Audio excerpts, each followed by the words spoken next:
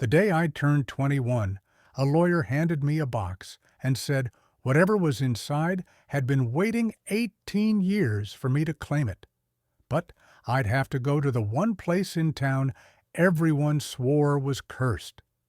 Before we dive in, hit that subscribe button right now. Tomorrow, I'm sharing a story that's going to absolutely blow your mind, and you won't want to miss it.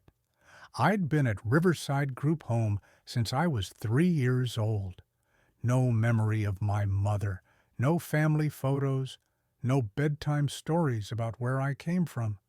Just a note in my file that said I'd been left at a hospital with a name pinned to my blanket. Sophia. That was it. No last name, no explanation, nothing. When you grow up in the system, you learn not to ask questions about the past. It hurts less that way. But on my 21st birthday, everything I thought I knew about being unwanted was about to shatter into 1,000 pieces. Mrs. Reynolds, my caseworker, had asked me to come to her office. I figured it was just the standard aging out paperwork, the same forms every kid signs when they're officially too old for the system to care about anymore. But when I walked in, there was a man in a gray suit sitting across from her desk, holding a leather briefcase that looked like it cost more than everything I owned. "Sophia," Mrs. Reynolds said, her voice unusually gentle. "This is Mr. Patterson. He's been looking for you for a very long time." The lawyer stood and shook my hand. His grip was firm, professional. "Miss Sophia, I represent the estate of a woman named Margaret Shaw. Does that name mean anything to you?" I shook my head, confused. "Should it?" He opened his briefcase and pulled out a folder thick with documents. "Margaret Shaw was your grandmother. She passed away 3 months ago at the age of 87, and she left explicit instructions in her will about finding you." The words didn't make sense. I had a grandmother, someone who knew I existed. Why didn't she ever contact me? Mr. Patterson's expression softened. "That's complicated, and I'll explain everything. But first, I need to give you this." He reached into his briefcase again and pulled out a wooden box, maybe the size of a shoebox, with intricate carvings along the sides. "Your grandmother left this for you specifically. She said you'd understand what to do with it when the time came." My hands trembled as I took the box. It was heavier than I expected and warm, like it had been sitting in sunlight. There was a small brass latch holding it closed, but no lock. "What's inside?" "I don't know," Mr. Patterson admitted. "Your grandmother sealed it herself and made me promise not to open it. She said it contained everything you needed to claim your inheritance." Inheritance? The word felt foreign, like something that happened to other people, not foster kids with no past and no future. I lifted the latch and opened the box slowly. Inside, nestled in faded red velvet, was a single iron key, old and rusty, attached to a leather strap.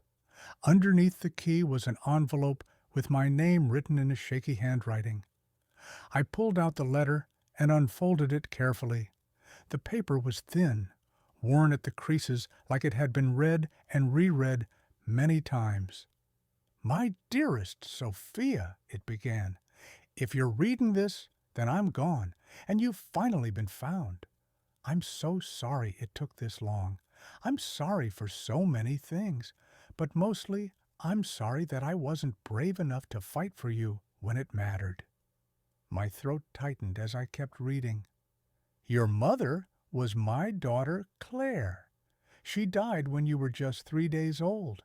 I wanted to take you to raise you myself, but I was already 70 years old and living alone on a farm that most people in town believed was cursed. The state didn't think I was fit to care for an infant, and maybe they were right. Maybe I should have fought harder, but I was grieving and tired, and I let them take you away. Tears blurred my vision, but I kept reading. I followed your life from a distance. I sent money to the home every year on your birthday. I asked about you, made sure you were safe. It wasn't enough, I know that, but it was all they'd let me do. Now the farm is yours, Sophia. The key in this box opens the front door, but I need to warn you, the property has a reputation. People in town say terrible things about it, that it's haunted, that bad luck follows anyone who sets foot there. None of it's true, but the rumors have kept trespassers away for decades, which is exactly what I wanted. What's hidden there is for you and you alone. Go at night, trust no one, and remember that you come from strong women who survived things that should have broken them. You're stronger than you know. It was signed simply, Your grandmother, Margaret. I looked up at Mr. Patterson, my mind racing. Where is this farm? He pulled out a map and circled a location about 30 miles outside the city, deep in rural country. It's in a town called Mill Brook, about 800 acres of land, most of it wooded. The main house is still standing, though it's been abandoned for several years. Your grandmother lived there until she had to move into assisted living. You said people think it's cursed? Mr. Patterson shifted uncomfortably. The property has a history. Back in the 1920s, there was a fire that killed several people who worked on the farm. Then, in the 50s, a man went missing on the property and was never found. Over the years, locals have reported strange things. Lights in the woods at night, sounds that don't make sense. Your grandmother always insisted it was nonsense, but the stories kept people away. I looked down at the key in my hand, feeling its weight. What exactly am I inheriting? The land, the house, and whatever your grandmother left inside. She was very specific that I wasn't to survey the property or inventory the contents. She said you'd need to discover everything yourself. He handed me another envelope, this one sealed with wax. She also left you this account information. There's $50,000 set aside for property taxes and getting established. She wanted to make sure you had options. $50,000? I'd never had more than $200 at once in my entire life.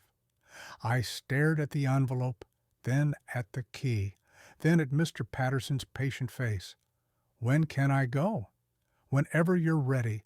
The property legally transfers to you as of today. I have all the paperwork here for you to sign. That night, I packed everything I owned into my backpack, 3 changes of clothes, a toothbrush, the photo album Mrs. Reynolds had helped me make over the years, and the wooden box with the key. I didn't tell anyone where I was going.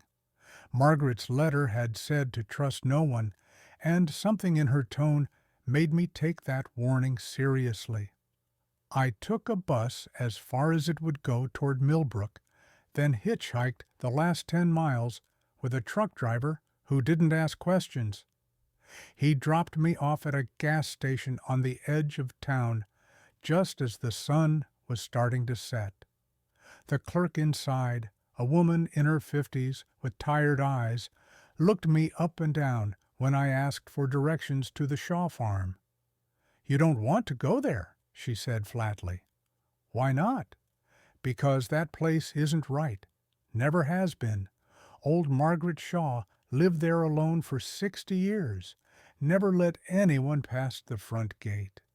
People say she was protecting something or hiding from something.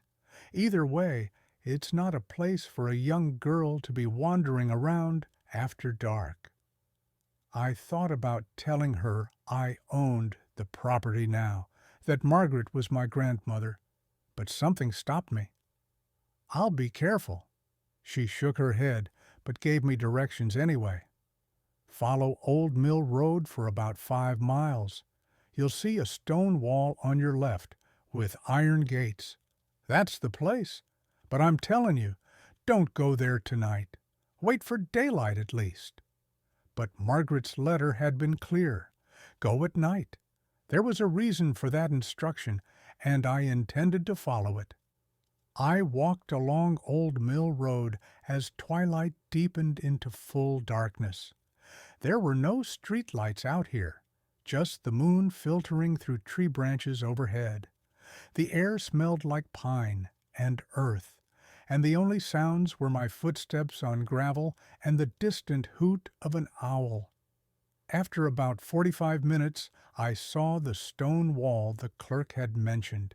It was at least 8 feet tall, covered in moss and ivy, stretching in both directions as far as I could see. The iron gates were massive, with elaborate metalwork that formed patterns I couldn't quite make out in the darkness. I approached slowly, my heart pounding. The gates weren't locked. They swung open with a long, rusty creak when I pushed them. A driveway extended into the darkness, lined with overgrown trees that formed a tunnel of branches overhead. I pulled out the flashlight I'd bought at the gas station and started walking. The driveway seemed to go on forever, winding through dense woods. Several times I heard movement in the trees, rustling that could have been animals or wind or something else entirely.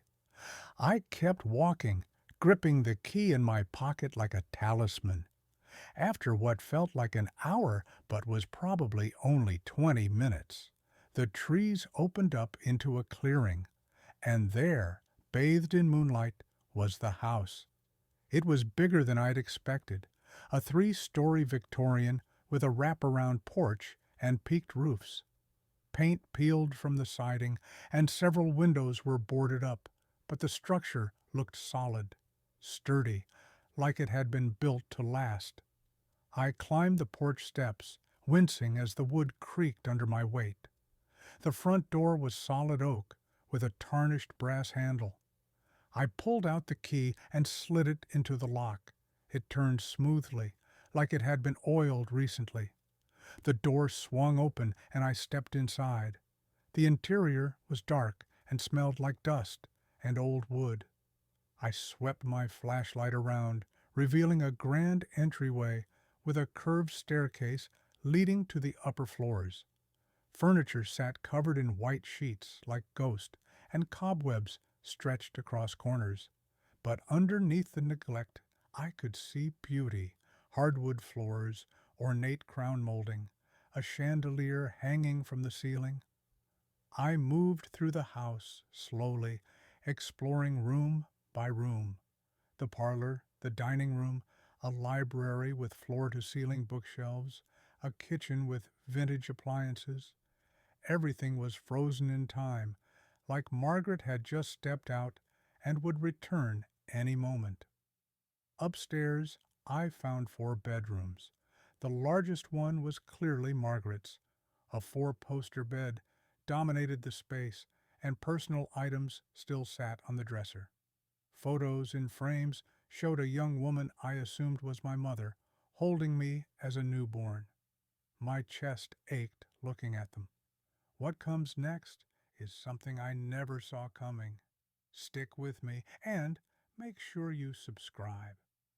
The other bedrooms were sparse, impersonal, but the 4th room at the end of the hall was different. The door was locked from the outside with a heavy padlock that looked new, installed recently. I tried the key from the box, but it didn't fit. I went back downstairs, searching for another key or some clue about what was in that locked room. In Margaret's bedroom, I found a journal on the nightstand. The leather cover was worn smooth from handling. I sat on the edge of the bed and started reading. The entries went back decades, but I flipped to the most recent ones from just a few months before Margaret died. Sophia will come, one entry read. When she's ready, when she's old enough to understand, she'll come to the farm and she'll find what I've protected all these years. I pray she has the strength to handle the truth. I pray she doesn't hate me for keeping it from her. I flipped forward, looking for more information, and found an entry that made my blood run cold. The voices in the woods are getting louder. I know it's just my mind playing tricks, but sometimes I swear I hear Claire calling for me, calling for Sophia. I've kept the basement locked for 40 years. Nobody can know what's down there.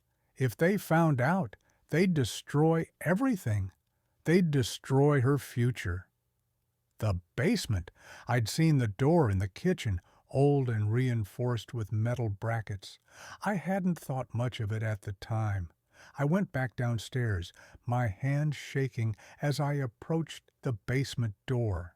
There was a keyhole, and this time, when I tried the old iron key from the box, it fit perfectly.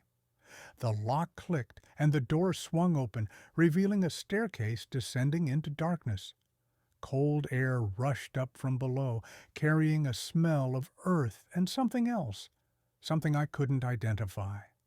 I descended slowly, my flashlight cutting through the blackness. The stairs were stone, worn smooth by time. At the bottom, I found myself in a large cellar with a dirt floor and stone walls. But it wasn't empty. Along one wall were shelves packed with journals, photo albums, and documents in protective plastic sleeves. On the opposite wall hung photographs, hundreds of them, creating a timeline that stretched back over a century. My family.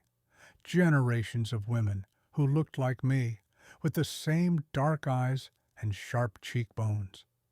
In the center of the room sat a large wooden table, and on it was another box, larger than the one Mr. Patterson had given me.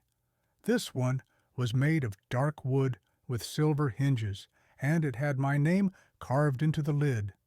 I approached it slowly, my heart hammering. There was no lock, just a simple latch. I opened it. Inside were letters, dozens of them, organized by date. The oldest ones went back over 100 years. I pulled out the first one and began to read. It was written by a woman named Elizabeth Shaw in 1892, addressed to her daughter. She wrote about leaving their family farm in Ireland, about coming to America with nothing but hope and determination, about buying this land and building this house with her own hands. "We come from a line of women who see things others don't," she wrote, "who know things we shouldn't. They called us witches in the old country, burned women like us.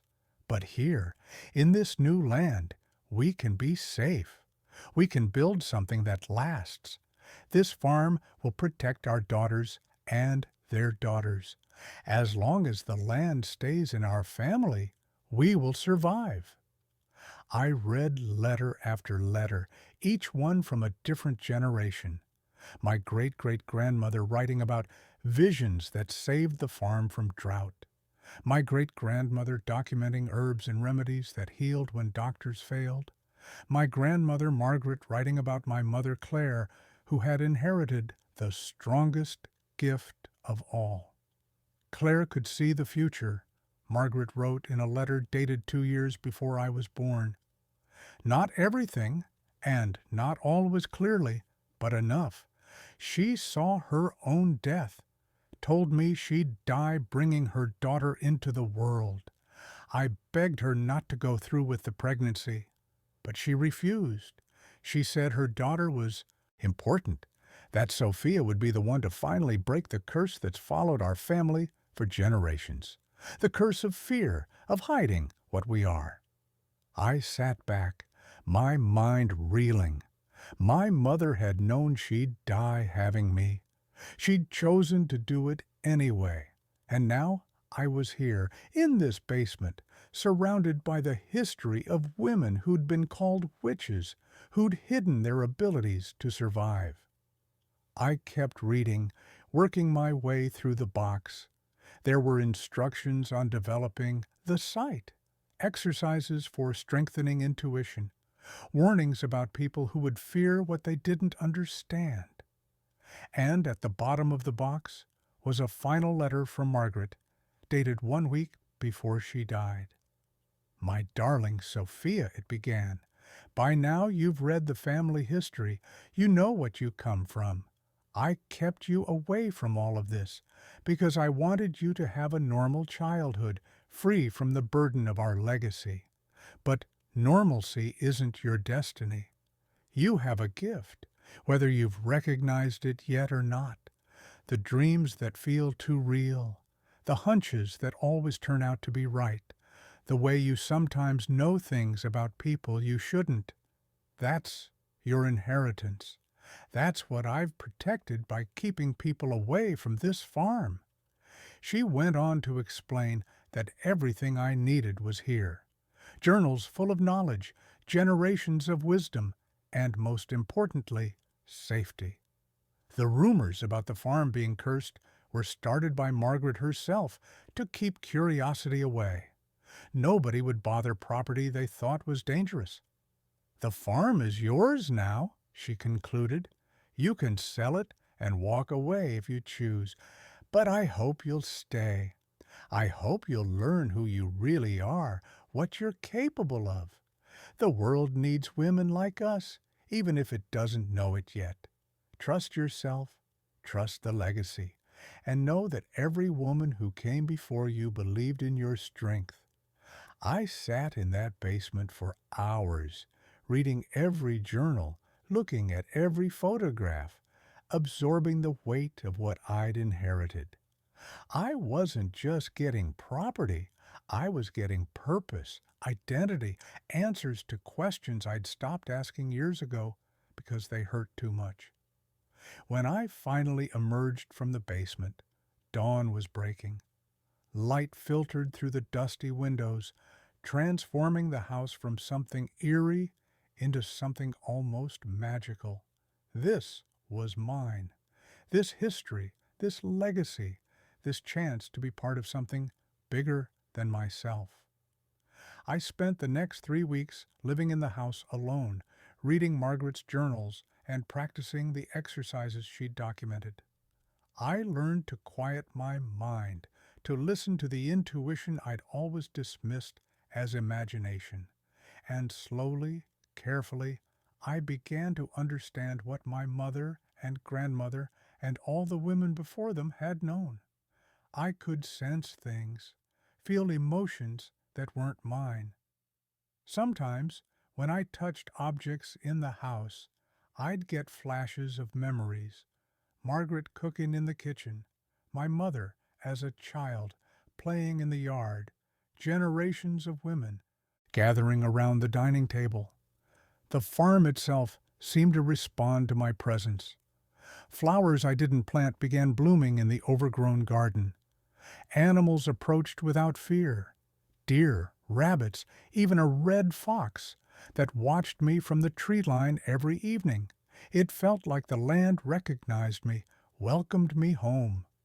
Word got around town that someone was living at the Shaw farm. The gas station clerk drove out one afternoon with groceries, her curiosity apparently overcoming her fear. "So, you're the granddaughter," she said, studying my face. "You look like Claire, your mother. I remember her from when I was young. Strange girl, but kind. Always knew when storms were coming, even when the weather said clear skies." After that, more people started visiting. Most were curious, some were skeptical, a few were hostile, but I didn't hide. I didn't pretend to be something I wasn't. I told them I was Margaret's granddaughter, that I'd inherited the farm, and that I planned to stay. I used some of the money Margaret left me to start repairs on the house. Local contractors were hesitant at first, spooked by the property's reputation. But when I offered fair wages and showed them there was nothing supernatural about fixing a roof or replacing windows, most agreed. The farm began to transform. I cleared away decades of overgrowth, repaired fences, and planted a proper garden using techniques from my great-great-grandmother's journals. I turned one of the outbuildings into a workshop where I dried herbs and created remedies using old family recipes. People started coming to me for help. First, just a few, asking shyly if I knew anything about natural medicine. I'd consult Margaret's journals and create tinctures, salves, teas. Word spread that the Shaw girl had inherited her grandmother's knowledge, and soon I had a steady stream of visitors seeking alternatives to conventional medicine. I never claimed to have magic powers or special abilities. I just shared what generations of women in my family had learned through careful observation and experimentation. And it worked. People's chronic pains eased, sleep problems resolved, anxiety lessened. On the first anniversary of finding the farm, I held a gathering. I invited everyone who'd helped me over the past year, contractors, neighbors, the people I'd helped with remedies. We ate food from my garden, drank wine from Margaret's cellar, and celebrated on the same land where generations of my family had survived against all odds. As the sun set and fireflies began their nightly dance, I stood on the porch looking out over the property. This farm that nobody had dared enter was now full of life, laughter, community. The curse had been nothing but fear, and fear only had the power we gave it. I thought about my mother, who'd sacrificed everything to give me life, about Margaret, who'd protected this legacy until I was ready to claim it, about all the women who'd come before, who'd hidden their gifts to survive, but never stopped hoping for a daughter who could stand in the light. I wasn't hiding anymore. I was exactly where I belonged, doing exactly what I was meant to do. The key in that box hadn't just opened a door, it had unlocked my future. Thank you so much for listening to Sophia's story. If it moved you, please hit that subscribe button. It helps us keep sharing these incredible journeys. I'd love to hear from you in the comments. Have you ever discovered something about your family that changed how you see yourself? What would you do if you inherited a legacy like Sophia's? Share your thoughts below. And while you're here, check out one of the 2 stories on your screen. Trust me, you won't want to miss them.